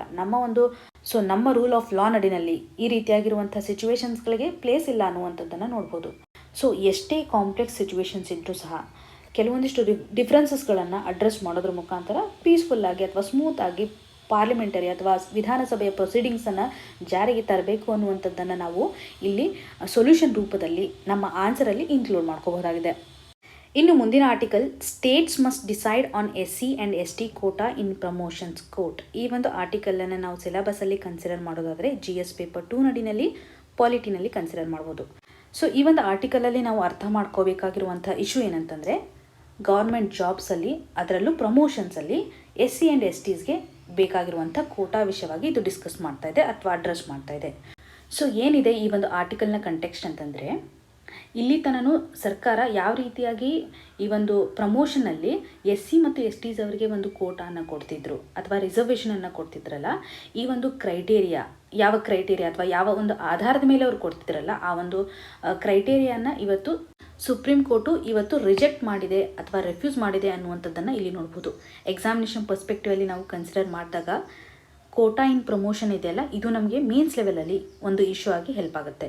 ಹಾಗೂ ಪ್ರಿಲಿಮ್ಸ್ ಪರ್ಸ್ಪೆಕ್ಟಿವಲ್ಲಿ ನಾವು ಫೋಕಸ್ ಮಾಡೋದಾದರೆ ಈ ಒಂದು ಆರ್ಟಿಕಲಲ್ಲಿ ಮೆನ್ಷನ್ ಮಾಡಿರುವಂಥ ಕೇಸ್ಗಳು ಇಂಪಾರ್ಟೆಂಟು. ಸೊ ಇವಾಗ ಕೋಟಾ ಪ್ರಮೋಷನ್ ಬಗ್ಗೆ ಮಾತಾಡ್ತಾ ಇದೆ ಅಥವಾ ರಿಸರ್ವೇಷನ್ ಬಗ್ಗೆ, ಅದರಲ್ಲೂ SC ST ಕ್ಯಾಟಗರಿಗೆ ಸಂಬಂಧಪಟ್ಟಂತೆ ಅಡ್ರೆಸ್ ಮಾಡುವಾಗ ನಾಗರಾಜ್ ಅನ್ನುವಂಥ ಒಂದು ಕೇಸ್ ಇದೆ. ಸೊ ನಾಗರಾಜ್ ಕೇಸ್ ಏನಿದೆಯಲ್ಲ ಅದು ನಮಗೆ ಪ್ರಿಲಿಮ್ಸ್ ಪರ್ಸ್ಪೆಕ್ಟಿವಲ್ಲಿ ಸ್ಟೇಟ್ಮೆಂಟ್ ವೈಸ್ ಕ್ವಶನನ್ನು ಎಕ್ಸ್ಪೆಕ್ಟ್ ಮಾಡ್ಬೋದಾಗಿದೆ. ಸೊ ಯಾವ ರೀತಿಯಾದಂಥ ಇಶ್ಯೂ ಇದೆ ಅಂತ ನಾವು ಜನರಲ್ ಆಗಿ ಅರ್ಥ ಮಾಡ್ಕೊಳೋದಾದರೆ 3ರಿಂದ 4 ಪಾಯಿಂಟ್ಸನ್ನು ನಾವು ಕನ್ಸಿಡರ್ ಮಾಡ್ಬೋದು ಆರ್ಟಿಕಲಿಂದ ಈಸಿಯಾಗಿ. ಸೊ ಇವಾಗ ಸುಪ್ರೀಂ ಕೋರ್ಟ್ ಅವರು ಸರ್ಕಾರ ಏನು ಒಂದು ಕ್ರೈಟೇರಿಯಾ ಅಥವಾ ಒಂದು ಆ್ಯಡ್ ಸ್ಟಿಕ್ಕನ್ನು ಯೂಸ್ ಮಾಡ್ತಾ ಇದೆಯಲ್ಲ ಗೌರ್ಮೆಂಟ್ ಪ್ರಮೋಷನ್ನಲ್ಲಿ SC and STಸ್ಗಳ ಒಂದು ರಿಪ್ರೆಸೆಂಟೇಷನನ್ನು ಕೊಡೋದ್ರ ಮೂಲಕ ಈ ಒಂದು ಆ್ಯಡ್ ಸ್ಟಿಕ್ಕನ್ನು ಇವತ್ತು ಸುಪ್ರೀಂ ಕೋರ್ಟ್ ಅವರು ರೆಫ್ಯೂಸ್ ಮಾಡ್ತಾ ಇದ್ದಾರೆ ಅನ್ನುವಂಥದ್ದು ನಿಮಗೆ ಕ್ಲಿಯರ್ ಆಗಿದೆ. ಸೊ ಇಲ್ಲಿ ಸುಪ್ರೀಂ ಕೋರ್ಟ್ ಅವರು ಕನ್ಸಿಡರ್ ಮಾಡೋ ಪ್ರಕಾರ ಇವತ್ತು ಯಾವುದೇ ಒಂದು ಕ್ಯಾಡರ್ಗೆ ಅಲೋಕೇಶನ್ ಮಾಡ್ತಾ ಇದ್ದಾರೆ, ಯಾವುದೇ ಒಂದು ಗೌರ್ಮೆಂಟ್ ಜಾಬ್ಗೆ ಅಲೋಕೇಶನನ್ನು ಮಾಡ್ತಾ ಇದ್ದಾರಲ್ಲ, ಇವಾಗ ನಾವು ಈ ಒಂದು ಪ್ರಮೋಷನನ್ನು ಅಸೈನ್ ಮಾಡುವಾಗ ಪ್ರಾಪರ್ ಆಗಿರುವಂಥ ಒಂದು ಡೇಟಾವನ್ನು ಕಲೆಕ್ಟ್ ಮಾಡ್ಕೋಬೇಕು. ಸೊ ಆ ಟೈಮಲ್ಲಿ ಮಾತ್ರ ನಾವು ಪ್ರಮೋಷನನ್ನು ಕೊಡಬೇಕು. ಆ ಒಂದು ಯೂನಿಟ್ಗೆ ಬೇಕಾಗಿರುವಂಥ ಪ್ರಮೋಷನ್ ಮಾಡುವಾಗ ನಾವು ಕೇವಲ ಕ್ಲಾಸ್ನ ಮುಖಾಂತರ ಅಥವಾ ಯಾವುದೇ ಒಂದು ಗ್ರೂಪ್ಗೆ ಬಿಲಾಂಗ್ ಆಗ್ತಾರೆ ಅಥವಾ ಒಂದು ಸರ್ವಿಸ್ಗೆ ಸಂಬಂಧಪಟ್ಟಂತೆ ಕೊಡುವಂತಿಲ್ಲ. ಸೊ ಮೇಜರೇಬಲ್ ಅಂತಂದಾಗ ಎಲಿಜಿಬಲ್ ಕ್ಯಾಂಡಿಡೇಟ್ಗೆ, ಸೊ ಅವರ ಒಂದು ವೃತ್ತಿ ಯಾವ ರೀತಿಯಾಗಿದೆ, ಅವರ ಒಂದು ಸ್ಕಿಲ್ಸ್ನ ಆಧಾರದ ಮೇಲೆ ನಾವು ಇವತ್ತು ಪ್ರಮೋಷನನ್ನು ಮಾಡಬೇಕು. ಸೊ ಸ್ಪೆಸಿಫಿಕ್ ಆಗಿ ಒಂದು ಗ್ರೂಪ್ಗೆ ಕೊಡುವಂತಿಲ್ಲ ಅನ್ನೋದನ್ನು ಕೋರ್ಟ್ ಇವತ್ತು ಅಬ್ಸರ್ವ್ ಮಾಡಿದೆ. ಸೊ ಅಷ್ಟೇ ಅಲ್ಲದೆ ಕೋರ್ಟು ಇವತ್ತು ಜಸ್ಟಿಫೈ ಮಾಡುವಾಗ ಒಂದು ಕೇಸನ್ನು ಸಹ ಸಪೋರ್ಟ್ ಆಗಿ ತೊಗೊಂಡಿದೆ. ಸೊ ಕಾನ್ಸ್ಟಿಟ್ಯೂಷನಲ್ ಬೆಂಚ್ ಅಪ್ಹೆಲ್ಡ್ ಮಾಡಿರುವಂಥ ಒಂದು ಜಡ್ಜ್ಮೆಂಟ್ ಅಂತಂದರೆ ಜರ್ನೇಲ್ ಸಿಂಗ್ ಹಾಗೂ ನಾಗರಾಜ್ ಕೇಸ್ ಅನ್ನುವಂಥದ್ದು. ಸೊ ಈ ಒಂದು ಕೇಸ್ ನಡಿನಲ್ಲಿ SC/ST ಕಮ್ಯುನಿಟೀಸ್ಗಳ ಒಂದು ರಿಪ್ರೆಸೆಂಟೇಷನ್ ಮೇಲೆ ಏನಾದರೂ ಕ್ವಶನ್ ಬಂದರೆ, ಅಡಿಕ್ವೇಟ್ ಪಾಪ್ಯುಲೇಷನ್ ರಿಪ್ರೆಸೆಂಟೇಷನ್ ಹೊಂದಿದೆನೋ ಇಲ್ಲೋ ಅಂತ ಸಿಚುವೇಶನ್ ಬಂದಾಗ ಇದನ್ನು ಡಿಸೈಡ್ ಮಾಡುವಂಥದ್ದು ರೆಸ್ಪೆಕ್ಟಿವ್ ಸ್ಟೇಟ್ಸ್ಗಳು. ಸೊ ಪ್ರತಿಯೊಂದು ಸ್ಟೇಟ್ಗಳು ಆ ಒಂದು ಸ್ಟೇಟಲ್ಲಿ SC/ST ಪಾಪ್ಯುಲೇಷನ್ಸ್ಗಳ ಒಂದು ರಿಪ್ರೆಸೆಂಟೇಷನ್ ಅಡಿಕ್ವೇಟ್ ಆಗಿ ಇದೆನಾ ಇಲ್ಲ ಅಂತ ಡಿಸೈಡ್ ಮಾಡುವಂಥದ್ದನ್ನು ಈ ಒಂದು ಕೇಸ್ ನಡಿನಲ್ಲಿ ನಾವು ನೋಡ್ತಾ ಇದ್ದೀವಿ. ಸೊ ಈ ಒಂದು ಆರ್ಟಿಕಲಿಂದ 2 ಟೇಕ್ ಅವೇ ಪಾಯಿಂಟ್ಸ್ ಅಂತಂದರೆ, ಒಂದು, ಇವತ್ತು ಯಾವುದೇ ಒಂದು ಜಾಬ್ ಪ್ರಮೋಷನ್, ಅದು ಪಬ್ಲಿಕ್ ಜಾಬ್ ಪ್ರಮೋಷನ್ ಇದ್ದಾಗ ಸ್ಟೇಟ್ ಗೌರ್ಮೆಂಟ್ ಅವರೇ ಪ್ರಾಪರಾಗಿ SC/ST ಪಾಪ್ಯುಲೇಷನ್ ಅಡಿಕ್ವೇಟ್ ಆಗಿ ರಿಪ್ರೆಸೆಂಟೇಷನ್ ಆಗಿದೆನೋ ಇಲ್ಲೋ ಅನ್ನುವಂಥದ್ದನ್ನು ಡಿಸೈಡ್ ಮಾಡಬೇಕು. ಸೊ ಅವರೇ ಡೇಟಾವನ್ನು ಕಲೆಕ್ಟ್ ಮಾಡಬೇಕು. ಸೊ ಕ್ವಾಂಟಿಫಿಬಲ್ ಡೇಟಾ ಕಲೆಕ್ಷನ್ ಇರುವಂಥ ರೆಸ್ಪಾನ್ಸಿಬಿಲಿಟಿ ಇವತ್ತು ಸ್ಟೇಟ್ ಗೌರ್ಮೆಂಟ್ ಇದೆ ಅನ್ನುವಂಥದ್ದು ಒಂದು ಪಾಯಿಂಟು.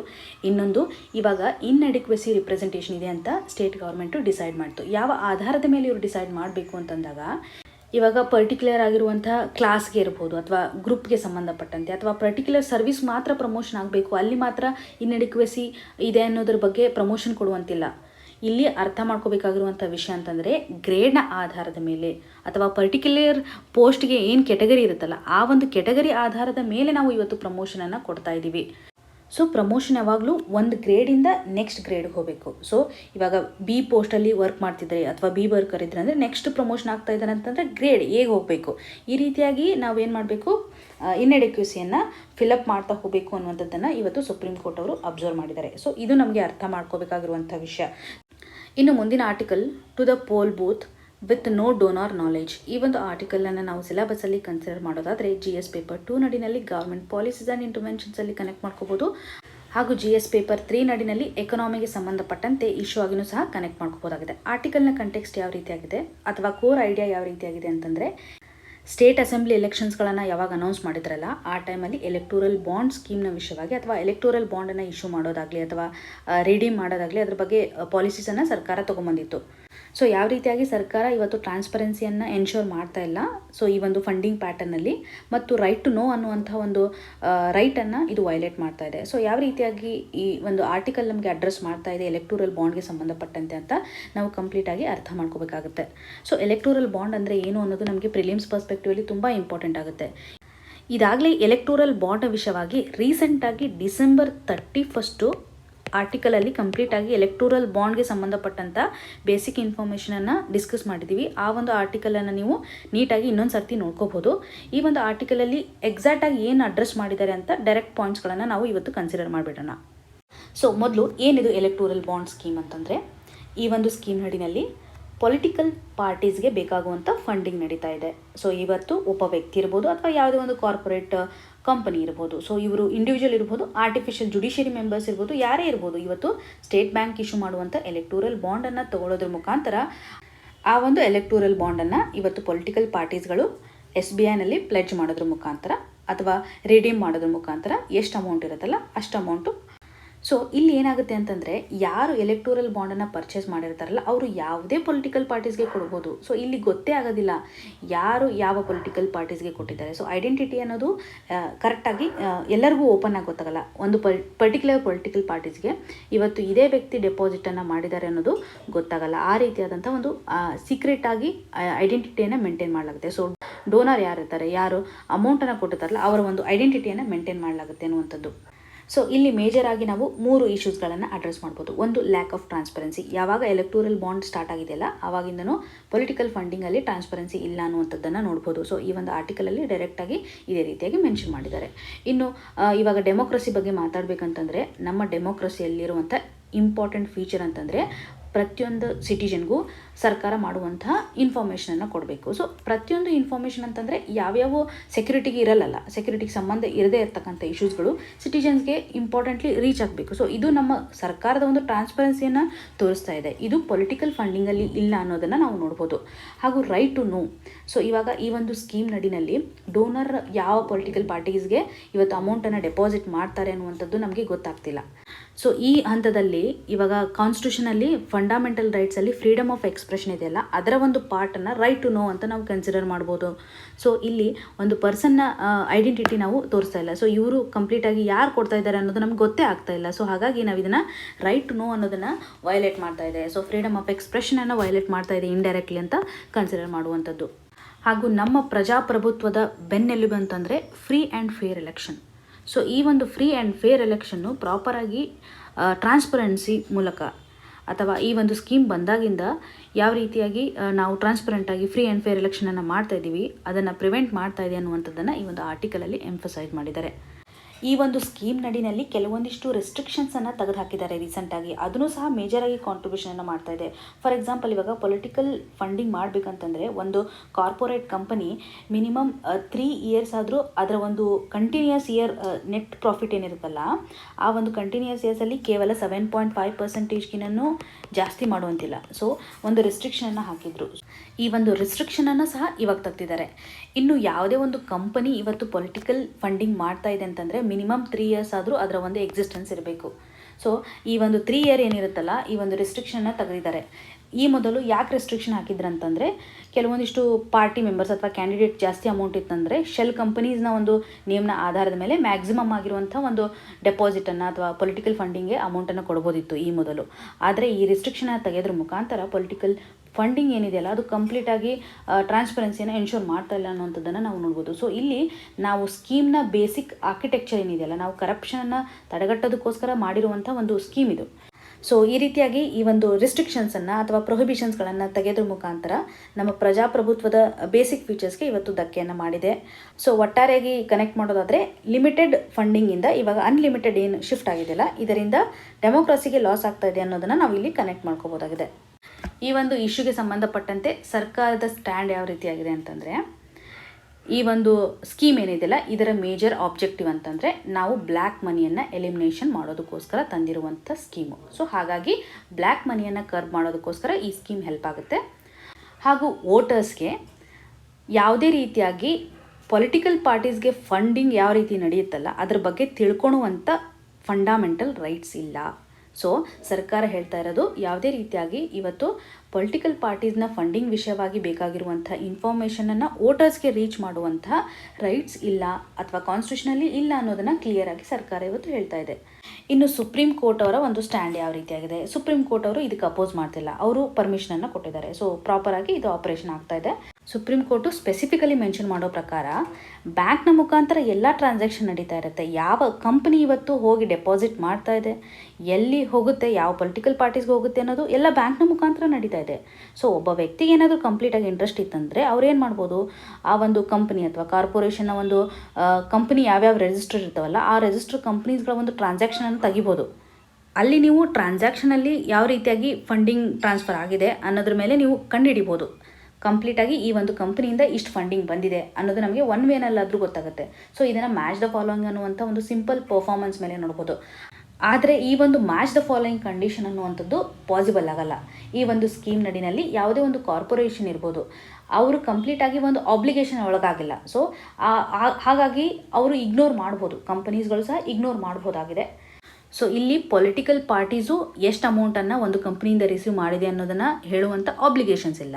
ಹಾಗೂ ಕಂಪನೀಸ್ಗಳು ಸಹ ಯಾವ ರೀತಿಯಾಗಿ ತಮ್ಮ ಟ್ರಾನ್ಸಾಕ್ಷನ್ ಆಗಿದೆ ಅನ್ನುವಂಥದ್ದನ್ನು ನೋಡುವಂತಿಲ್ಲ. ಸೊ ಈ ಒಂದು ಮ್ಯಾಚ್ ದ ಫಾಲೋಯಿಂಗ್ ಏನಿರುತ್ತಲ್ಲ ಅಥವಾ ಮ್ಯಾಚ್ ಮಾಡುವಂಥ ಸಿಚುವೇಷನನ್ನು ನಾವು ಇಲ್ಲಿ ಆಬ್ಲಿಗೇಷನ್ ಇಲ್ಲದೆ ಇರೋದ್ರಿಂದ ನಾವು ಅರ್ಥ ಮಾಡ್ಕೋಬೇಕು ಅನ್ನುವಂಥದ್ದಿಲ್ಲ. ಇದು ಆಲ್ವೇಸ್ ಪಾಸಿಬಲ್ ಆಗಲ್ಲ ಅನ್ನುವಂಥದ್ದನ್ನು ಇಲ್ಲಿ ನಾವು ಆರ್ಟಿಕಲಲ್ಲಿ ಮೆನ್ಷನ್ ಮಾಡಿರೋದನ್ನು ನೋಡ್ಬೋದು. ಸೊ ಸುಪ್ರೀಂ ಕೋರ್ಟ್ ಅವರು ಹೇಳೋ ಪ್ರಕಾರ ಎಲೆಕ್ಷನ್ ಟೈಮಲ್ಲಿ ಸೊ ವೋಟರ್ಸ್ಗೆ ಫ್ರೀಲಿ ಎಕ್ಸ್ಪ್ರೆಸ್ ಮಾಡುವಂಥ ಒಂದು ರೈಟ್ ಇರುತ್ತೆ. ಸೊ ಹಾಗಾಗಿ ಅವ್ರಿಗೆ ಬೇಕಾಗಿರುವಂಥ ಇನ್ಫಾರ್ಮೇಷನ್ ಕೊಡೋದು ನಮ್ಮ ಕರ್ತವ್ಯ. ಸೊ ಎಲೆಕ್ಷನ್ ಟೈಮಲ್ಲಿ ಪೀಸ್ ಆಫ್ ಇನ್ಫಾರ್ಮೇಷನ್ನ ಮುಖಾಂತರ ಅಥವಾ ಈ ಒಂದು ಇನ್ಫಾರ್ಮೇಷನಿಂದ ಯಾವ ನಾಯಕರನ್ನು ನಾವು ಚೂಸ್ ಮಾಡಬೇಕು, ಸೊ ಅವರ ಒಂದು ಬ್ಯಾಕಿಂಗ್ ಯಾವ ರೀತಿಯಾಗಿದೆ ಅನ್ನೋದು ತಿಳ್ಕೊಳೋದು ಪ್ರತಿಯೊಬ್ಬ ಸಿಟಿಜನ್ಸ್ಗೂ ರೈಟ್ ಇರುತ್ತೆ. ಸೊ ಅವರ ಒಂದು ಐಡೆಂಟಿಟಿಯನ್ನು ಅರ್ಥ ಮಾಡ್ಕೊಳೋದು ಸಿಟಿಜನ್ನ ಒಂದು ಹಕ್ಕಾಗಿದೆ ಅನ್ನೋದನ್ನು ಸಹ ಸುಪ್ರೀಂ ಕೋರ್ಟ್ ಅವರು ಎಂಫಸೈಸ್ ಮಾಡಿದ್ದಾರೆ. ಸೊ ಇದನ್ನು ಮೀನಿಂಗ್ಫುಲ್ ಮ್ಯಾನರಲ್ಲಿ, ಸೊ ಎಲೆಕ್ಟೋರಲ್ ಪ್ರೊಸೆಸ್ಸಲ್ಲಿ ಪಾರ್ಟಿಸಿಪೇಷನ್ ಮಾಡೋದಕ್ಕೋಸ್ಕರ ಸಿಟಿಜನ್ ಸಹ ಒಂದು ಪೀಸ್ ಆಫ್ ಇನ್ಫಾರ್ಮೇಷನನ್ನು ಪಡೆಯೋದರಲ್ಲಿ ಅರ್ಹರಿದ್ದಾರೆ ಅನ್ನೋದನ್ನು ಇವರು ಎಂಫಸೈಸ್ ಮಾಡಿದ್ದಾರೆ. ಇನ್ನು ಮುಂದಿನ article, economic crisis tightens grip on Sri Lanka's hinterland. ಈ ಒಂದು ಆರ್ಟಿಕಲ್ನ ನಾವು ಸಿಲೆಬಸಲ್ಲಿ ಕನ್ಸಿಡರ್ ಮಾಡೋದಾದರೆ GS ಪೇಪರ್ 2 ನಡಿನಲ್ಲಿ ಇಂಟರ್ನ್ಯಾಷನಲ್ ರಿಲೇಷನಲ್ಲಿ ಇಂಡಿಯಾ ಆ್ಯಂಡ್ ಇಟ್ಸ್ ನೇಬರ್ಹುಡ್ ನಡಿನಲ್ಲಿ ಕನ್ಸಿಡರ್ ಮಾಡ್ಬೋದು. ಸೊ ಆರ್ಟಿಕಲ್ ನೋಡಿದ ತಕ್ಷಣ ನಾವು ಅರ್ಥ ಮಾಡ್ಕೋಬೇಕಾಗಿರುವಂಥದ್ದು ಶ್ರೀಲಂಕಾದಲ್ಲಿ ನಡೀತಿರುವಂಥ ಎಕನಾಮಿಕ್ ಕ್ರೈಸಿಸ್ ಬಗ್ಗೆ ಆರ್ಟಿಕಲ್ ನಮಗೆ ಹೇಳ್ತಾ ಇದೆ. ಸೊ ಎಕ್ಸಾಮಿನೇಷನ್ ಪರ್ಸ್ಪೆಕ್ಟಿವಲ್ಲಿ ಯಾವ ರೀತಿಯಾದಂಥ ಇಶ್ಯೂಸನ್ನು ನೋಡಬೇಕು ಅಂತಂದರೆ, ಯಾವ ರೀತಿಯಾದಂಥ ಕ್ರೈಸಿಸ್ ಇದೆ ಇವಾಗ ಶ್ರೀಲಂಕಾದಲ್ಲಿ ಎಕನಾಮಿಕ್ ಸಂಬಂಧಪಟ್ಟಂತೆ ಏನು ಸಿಚುವೇಶನ್ ಇದೆ, ಸೊ ಇಂಟರ್ನ್ಯಾಷನಲ್ ಲೆವೆಲಲ್ಲಿ ಯಾವ ರೀತಿಯಾದಂಥ ಸಪೋರ್ಟ್ ಸಿಗ್ತಾ ಇದೆ ಅನ್ನೋದನ್ನು ಈ ಒಂದು ಆರ್ಟಿಕಲಿಂದ ನಾವು ಅರ್ಥ ಮಾಡಬೇಕಾಗಿರುವಂಥದ್ದು. ಸೊ ಏನಿದೆ ಆರ್ಟಿಕಲ್ನ ಕಂಟೆಕ್ಸ್ಟು, ಶ್ರೀಲಂಕಾದಲ್ಲಿ ಇವಾಗ ಫಾರಿನ್ ರಿಸರ್ವ್ಸ್ ಕಡಿಮೆ ಆಗ್ತಾ ಬಂದಿದೆ. ಸೊ 2022ನ ಎಂಡಲ್ಲಿ ನೋಡಿದಾಗ ಆಲ್ಮೋಸ್ಟ್ ಅವರ ಒಂದು ಫಾರಿನ್ ಕರೆನ್ಸಿ ಅಂತಂದರೆ $3.1 ಬಿಲಿಯನ್ ಅಷ್ಟು ಮಾತ್ರ ಇತ್ತು. ಸೊ ಹಾಗಾಗಿ ಈ ಒಂದು ಕರೆನ್ಸಿ ಡಿಪ್ಲೇಷನ್ ಆಗೋದ್ರಿಂದ ಕಂಟ್ರಿನಲ್ಲಿ ಯಾವ ರೀತಿಯಾದಂಥ ಕಾನ್ಸಿಕ್ವೆನ್ಸಸ್ ಆಗ್ಬೋದು. ಇವಾಗ ಗೌರ್ಮೆಂಟು ಬೇರೆ ದೇಶದಿಂದ ಫುಡ್ಡನ್ನು ಇಂಪೋರ್ಟ್ ಮಾಡೋದಕ್ಕೋಸ್ಕರ ಅಥವಾ ಫ್ಯೂಯಲನ್ನು ಇಂಪೋರ್ಟ್ ಮಾಡೋದಕ್ಕೋಸ್ಕರ, ಮೆಡಿಸನ್ನ ಇಂಪೋರ್ಟ್ ಮಾಡೋದಕ್ಕೋಸ್ಕರ ಅವ್ರಿಗೆ ಫಾರಿನ್ ಕರೆನ್ಸಿ ಅವಶ್ಯಕತೆ ಇರುತ್ತೆ. ಸೊ ಡಾಲರ್ನ ಅವಶ್ಯಕತೆ ಇರುತ್ತೆ. ಆ ಒಂದು ಡಾಲರ್ ಶಾರ್ಟೇಜ್ ಆಗಿದೆ ಅನ್ನುವಂಥದ್ದನ್ನು ನಾವು ಪ್ರೆಸೆಂಟ್ ಸಿಚುವೇಷನಲ್ಲಿ ಅಥವಾ ಯಾವ ರೀತಿಯಾದಂಥ ಕ್ರೈಸಿಸ್ ಇದೆ ಅಂತ ನೋಡ್ತಾ ಇದ್ದೀವಿ. ಹಾಗೂ ಶ್ರೀಲಂಕಾದಲ್ಲಿ ಇನ್ಫ್ಲೇಷನ್ ರೇಟ್ ಎಷ್ಟಿದೆ ಅಂತಂದರೆ 14%. ಸೊ ತುಂಬ ಹ್ಯೂಜ್ ಆಗಿರೋದ್ರಿಂದ ಅಲ್ಲಿ ಕನ್ಸ್ಯೂಮರ್ಗಳಿಗೆ ಬೇಕಾಗಿರುವಂಥ ಗೂಡ್ಸ್ಗಳು ಅಥವಾ ಕಮೋಡಿಟೀಸ್ ಪರ್ಚೇಸ್ ಏನು ಮಾಡ್ತಾರಲ್ಲ ಅದರ ಒಂದು ಪ್ರೈಸ್ಗಳು ಜಾಸ್ತಿ ಆಗಿದೆ. ಮತ್ತು ಸಪ್ಲೈ ಸೈಡಲ್ಲೂ ಸಹ ಅಷ್ಟೇ ಪ್ರಾಬ್ಲಮನ್ನು ಫೇಸ್ ಮಾಡ್ತಾ ಇದ್ದಾರೆ. LPG ಸಿಲಿಂಡರ್ಸ್ ಇರ್ಬೋದು ಅಥವಾ ಎಸೆನ್ಷಿಯಲ್ ಆಗಿ ಬೇಕಾಗಿರುವಂಥ ಕಮೋಡಿಟೀಸ್ ಆಗಿರುವ ರೈಸ್, ಪಲ್ಸಸ್, ವೆಜಿಟೇಬಲ್ಸ್, ಮೀಟ್, ಈ ರೀತಿಯಾಗಿ ಏನೇನು ಬೇಸಿಕ್ ಥಿಂಗ್ಸ್ಗಳಿರುತ್ತಲ್ಲ ಅದು ಸಹ ಕನ್ಸ್ಯೂಮರ್ಗೆ ತುಂಬ ಹೆಚ್ಚಿನ ಪ್ರೈಸಲ್ಲಿ ಸಿಗ್ತಾ ಇದೆ ಅನ್ನುವಂಥದ್ದನ್ನು ಇಲ್ಲಿ ಗೌರ್ಮೆಂಟ್ ಅವ್ರು ಏನು ಮಾಡಿದ್ದಾರೆ ಅಂತಂದರೆ, ಫಾರಿನ್ ಕರೆನ್ಸಿ ಅಥವಾ ಫಾರಿನ್ ರಿಸರ್ವ್ಸ್ ಇಲ್ಲದೆ ಇರೋದಕ್ಕೋಸ್ಕರ ಇಂಪೋರ್ಟ್ ರೆಸ್ಟ್ರಿಕ್ಷನನ್ನು ಹಾಕಿಬಿಟ್ಟಿದ್ದಾರೆ. ಹಾಗಾಗಿ ಡೊಮೆಸ್ಟಿಕ್ಕಲ್ಲಿ ಯಾವ ರೀತಿಯಾದಂಥ ಕಮೋಡಿಟೀಸ್ಗಳಿರುತ್ತಲ್ಲ ಸಪ್ಲೈಗಳು ಕಡಿಮೆ ಆಗ್ತಾ ಬರ್ತಿದೆ. ಇದರಿಂದ ಇನ್ಫ್ಲೇಷನ್ಗೆ ಕಾಂಟ್ರಿಬ್ಯೂಷನ್ ಆಗ್ತಾ ಇದೆ. ಸೊ ಸಪ್ಲೈ ಕಡಿಮೆ ಆಗೋದಕ್ಕೆ ಕಾರಣ ಇಂಪೋರ್ಟ್ ಕಡಿಮೆನೂ ಆಗ್ತಾ ಇದೆ. ಸೊ ಇಂಪೋರ್ಟು ಸಹ ಇನ್ಫ್ಲೇಷನ್ಗೆ ಮೇಜರ್ ಆಗಿರುವಂಥ ಕಾಂಟ್ರಿಬ್ಯೂಷನ್ನ ಮಾಡ್ತಾ ಇರುತ್ತೆ. ಸೊ ಸಪ್ಲೈ ಇಲ್ಲ ಅಂತಂದರೆ ಇವತ್ತು ಡಿಮ್ಯಾಂಡ್ ಜಾಸ್ತಿ ಆಗ್ತಿರುತ್ತೆ. ಹಾಗಾಗಿ ಇನ್ಫ್ಲೇಷನ್ ರೇಟು ಒಂದು ಕಮೋಡಿಟಿ ಮೇಲೆ ಹೆಚ್ಚಿಗೆ ಇರುತ್ತೆ ಅನ್ನುವಂಥದ್ದು. ಸೊ ಈ ರೀತಿಯಾಗಿ ಶ್ರೀಲಂಕಾದಲ್ಲಿ ಎಕನಾಮಿಕ್ ಕ್ರೈಸಿಸ್ ನಡೀತಾ ಇದೆ. ಜೊತೆಗೆ ಅವರ ಒಂದು ಡೆಟ್ ಆಬ್ಲಿಗೇಷನ್ ಎಷ್ಟಿದೆ ಅಂತಂದರೆ ಟೋಟಲಿ $7 ಬಿಲಿಯನ್ ಅಷ್ಟು ಸಾಲ ಇದೆ. ಸೊ ಸಾಲನೂ ಇದೆ, ಫಾರಿನ್ ಕರೆನ್ಸಿ ಇಲ್ಲ, ಡೊಮೆಸ್ಟಿಕ್ ಲೆವೆಲಲ್ಲಿ ಸಪ್ಲೈ ಕಡಿಮೆ ಆಗ್ತಾ ಇದೆ. ಸೊ ಈ ಒಂದು ಸಿಚುವೇಷನಲ್ಲಿ ಶ್ರೀಲಂಕಾದವ್ರು ಏನು ಮಾಡಬೇಕು ಅಂತಂದಾಗ ಡೈರೆಕ್ಟಾಗಿ IMFಗೆ ಅಪ್ರೋಚ್ ಮಾಡೋದೇ ಅವ್ರಿಗೆ ಬೆಸ್ಟ್ ಆಪ್ಷನ್ ಅಂತ ಹೇಳ್ಬೋದು. ಇದರಿಂದ ಶ್ರೀಲಂಕಾದಲ್ಲಿರುವಂಥ ಎಕನಾಮಿಕ್ ಸ್ಟೆಬಿಲಿಟಿಯನ್ನು ಮತ್ತೆ ವಾಪಸ್ ತರಬಹುದಾಗಿದೆ. ಸೊ ನ್ಯಾಷನಲ್ ಪಾಲಿಟಿ ಇರ್ಬೋದು ಅಥವಾ ಕೆಲವೊಂದಿಷ್ಟು ಪಾಲಿಸಿ ಮೇಕರ್ಸ್ಗಳು ಸಹ IMFಗೆ ಅಪ್ರೋಚ್ ಮಾಡಬೇಕಾ ಬೇಡವಾ ಅನ್ನೋದ್ರ ಬಗ್ಗೆ ಥಿಂಕಿಂಗನ್ನು ನಡೆಸಿದ್ದಾರೆ. ಯಾವ ರೀತಿಯಾದಂಥ ಡಿಸಿಷನನ್ನು ತಗೋತಾರೆ ಅಂತ ಕಾದು ನೋಡಬೇಕಾಗುತ್ತೆ. ಹಾಗೂ ಬೇರೆ ಕಂಟ್ರಿಗಳ ಒಂದು ಸಪೋರ್ಟ್ ಯಾವ ರೀತಿಯಾಗಿದೆ ಶ್ರೀಲಂಕಾಗೆ ಅಂತಂದಾಗ ನಾವಿರ್ಬೋದು ಅಥವಾ ಚೈನಾದವರು ಇರ್ಬೋದು ಇವತ್ತು ಕೆಲವೊಂದಿಷ್ಟು ಲೋನ್ಸ್ಗಳನ್ನು ಶ್ರೀಲಂಕಾದವರಿಗೆ ಕೊಟ್ಟಿದ್ದಾರೆ. ಸೊ ಒಂದು ಫೈನಾನ್ಷಿಯಲ್ ಅಸಿಸ್ಟೆನ್ಸ್ ಅಂತ ಹೇಳ್ಬೋದು. ಜೊತೆಗೆ ಕರೆನ್ಸಿ ಸ್ವಾಪ್ ಅಗ್ರಿಮೆಂಟ್ಗಳನ್ನು ಹಲವಾರು ದೇಶಗಳು ಇವತ್ತು ಶ್ರೀಲಂಕಾ ಜೊತೆಗೆ ಮಾಡ್ಕೊಂಡಿದ್ದಾರೆ. ಇಷ್ಟೆಲ್ಲ ನೆರೆಹೊರೆ ರಾಷ್ಟ್ರಗಳ ಸಪೋರ್ಟ್ ಇದ್ದರೂ ಸಹ ಎಕನಾಮಿಕ್ ಕ್ರೈಸಿಸ್ ಸಿವಿಯರ್ ಆಗಿ ಇಂಪ್ಯಾಕ್ಟ್ ಆಗಿದೆಯಲ್ಲ ಅಲ್ಲಿರುವಂಥ ಜನತೆಗೆ ಕಾರಣ ಅಂತಂದರೆ ಪ್ಯಾಂಡಮಿಕ್. ಸೊ ಪ್ಯಾಂಡಮಿಕ್ನಿಂದಾಗಿ ಶ್ರೀಲಂಕಾದಲ್ಲಿ ಎಕನಾಮಿಕ್ ಇನ್ಸ್ಟೆಬಿಲಿಟಿ ಆಗಿದೆ ಅನ್ನೋದನ್ನು ಈ ಒಂದು ಆರ್ಟಿಕಲಲ್ಲಿ ಮೆನ್ಷನ್ ಮಾಡಿದ್ದಾರೆ. ಇವತ್ತಿನ question of the day section ಅಡಿನಲ್ಲಿ ಪ್ರೀವಿಯಸ್ ಇಯರಲ್ಲಿ ಕೇಳಿರುವಂಥ ಕ್ವಶನನ್ನು ಕೊಡಲಾಗಿದೆ. ಇದಕ್ಕೆ ಸರಿಯಾದ ಉತ್ತರವನ್ನು ಕಮೆಂಟ್ ಸೆಕ್ಷನಲ್ಲಿ ಮೆನ್ಷನ್ ಮಾಡಿ. ಇವತ್ತು ಡಿಸ್ಕಸ್ ಮಾಡಿರುವಂಥ ಎಲ್ಲ ಆರ್ಟಿಕಲ್ಗಳು ನಿಮಗೆ ನೀಟಾಗಿ ಅರ್ಥ ಆಗಿದೆ ಅಂತ ಭಾವಿಸ್ತಾ ಇದ್ದೀನಿ. ನಾವು ಯಾವಾಗಲೂ ನ್ಯೂಸ್ ಪೇಪರ್ ಓದುವಾಗ ದಿನಕ್ಕೆ 3ರಿಂದ 4 ಟಾಪಿಕನ್ನು ಕ್ಲಿಯರಾಗಿ ಅರ್ಥ ಮಾಡ್ಕೋಬೇಕು. ಯಾಕೆಂದರೆ ಇಶ್ಯೂಸ್ಗಳು ದಿನ ಬರ್ತಾನೆ ಇರುತ್ತೆ. ಅಂದರೆ ಒಂದು ವಾರದಲ್ಲಿ ನಾವು ಕಂಪೇರ್ ಮಾಡಿದಾಗ ಮ್ಯಾಕ್ಸಿಮಮ್ ರಿಪಿಟೇಷನ್ ಇರುತ್ತೆ. ಆರ್ಟಿಕಲ್ ಇರ್ಬೋದು ಅಥವಾ ಒಂದು ಇಶ್ಯೂ ಇರ್ಬೋದು, ರಿಪಿಟೇಷನ್ ಇರುತ್ತೆ. ಒಂದು ಮಂತಲ್ಲಿ ನಾವು ಮ್ಯಾಕ್ಸಿಮಮ್ 15ರಿಂದ 20 ಇಶ್ಯೂ ನಮಗೆ ಎಕ್ಸಾಮಿನೇಷನ್ ಪರ್ಸ್ಪೆಕ್ಟಿವಲ್ಲಿ ಹೆಲ್ಪ್ ಆಗುತ್ತೆ. ಸೊ ಹಾಗಾಗಿ ಯಾವುದೇ ಇಶ್ಯೂ ಮಿಸ್ ಆದರೂ ಸಹ ಅದ್ರ ಬಗ್ಗೆ ಏನು ವರಿ ಮಾಡ್ಕೋಬೇಡಿ. ಮತ್ತೆ ಅದು ನಿಮಗೆ ಡಿಸ್ಕಷನ್ ಬಂದೇ ಬರುತ್ತೆ ಮತ್ತು ರಿಪಿಟೇಷನ್ ಆಗುತ್ತೆ. ಅದ್ರ ಬಗ್ಗೆ ಇನ್ಫಾರ್ಮೇಷನನ್ನು ನೀವು ಪಡ್ಕೋತೀರಾ. ಸೊ ನಾಳೆ ದಿನ ನಿಮ್ಮ ಮತ್ತು ನಮ್ಮ ಭೇಟಿ ಲಾ ಎಕ್ಸಲೆನ್ಸ್ ಬಿಲ್ಡಿಂಗಲ್ಲಿ ನಡೆಯಲಿದೆ. ಸೊ ನಿಮ್ಗೆ ಏನೇ ಕನ್ಸರ್ನ್ ಇದ್ರೂ ಸಹ ನಮ್ಮನ್ನು ಡೈರೆಕ್ಟಾಗಿ ನೀವು ನಾಳೆ ಅಪ್ರೋಚ್ ಮಾಡ್ಬೋದು ಅಂತ ಹೇಳ್ತಾ ಆಲ್ ದಿ ವೆರಿ ಬೆಸ್ಟ್. ಧನ್ಯವಾದಗಳು.